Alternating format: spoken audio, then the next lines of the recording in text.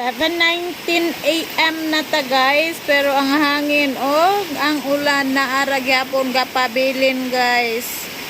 Wa pa gyud ni sila ni undang, di pa gyud dagway ni pa nagikapoy sila ginilak. So yung nani ang sitwasyon sa among lugar. Still wala pa gyapon tay tulog. Ang hangin. Kusog kayo ang hangin guys, basta mo kuan siya mo kuso-kuso. Ala, ang kuan dito sa eskwelahan. May gali ron kay wala ron nagkuan ng eskwelahan. Na ang eskwelahan ay. Na siya diha. Okay na, kusog na pud ang hangin. Grabe. My goodness. Di kita ani magsilbi rong adlaw kinahanglan kita magstay sa balay. Dili lang sa kita ani mo work kay para safety ang tanan. Okay, siguro naman makasabot naman po dagoy ang ato mga kuan ani. Hindi jud makaya, wa pa koy tulog. My God.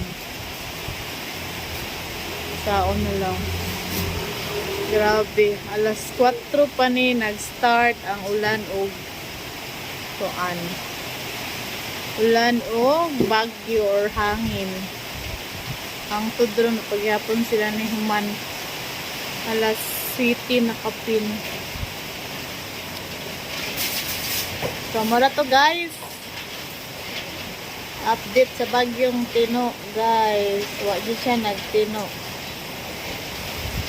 Maura gyud gihapon siya ni kusog-kusog gihapon siya sa atong syudad lae. Tanawa ang kuan sa city. Nagpaging gyud siya.